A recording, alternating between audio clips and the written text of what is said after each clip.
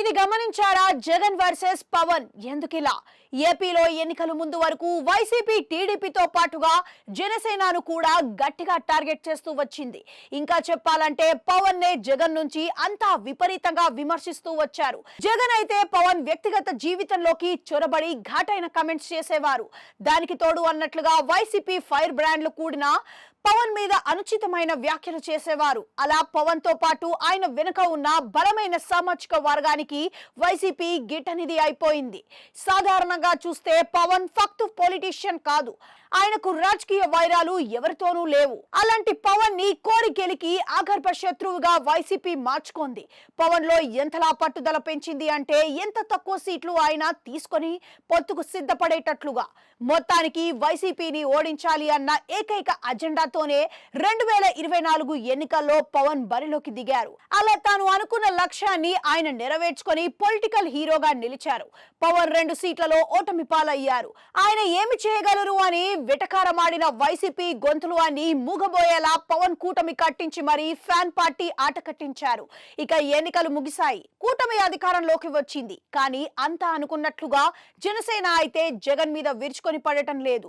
ఆయన తనకు ఉన్న అపరిమితమైన అధికార బలం చూసుకొని వైసీపీని టాప్ టు బాటం నేతలకు తూలనాడడం లేదు.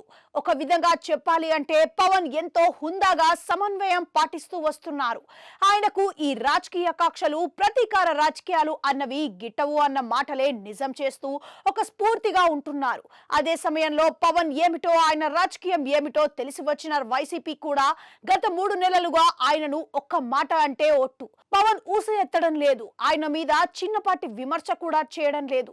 పవన్ ని ఒక్క మాట అన్నా ఆయన వెనుక ఉన్న బలమైన సామాజిక వర్గం ఎంతలా దెబ్బతీస్తోందో వైసీపీకి ఎరుక అయింది అని అంటున్నారు. దాంతో పాటుగా పవన్ వైపు నుంచి కూడా ఏ విధంగానూ ప్రతీకార రాజకీయాలు లేవు. దాంతో జనసేనను పక్కన పెట్టి వైసీపీ తన రాజకీయాన్ని, తన యుద్ధాన్ని టీడీపీ మీదనే కొనసాగిస్తోంది. టీడీపీ కూటమిలో 3 ప్రధాన పార్టీలు ఉన్న జనసేన, బీజేపీలను సైడ్ చేసి టీడీపీని, చంద్రబాబునే వైసీపీ టార్గెట్ చేస్తోంది. మరి దీని వెనుక ఏమి అర్థాలు ఉన్నాయో తెలియదు కానీ చంద్రబాబునే వైసీపీ చేస్తోంది.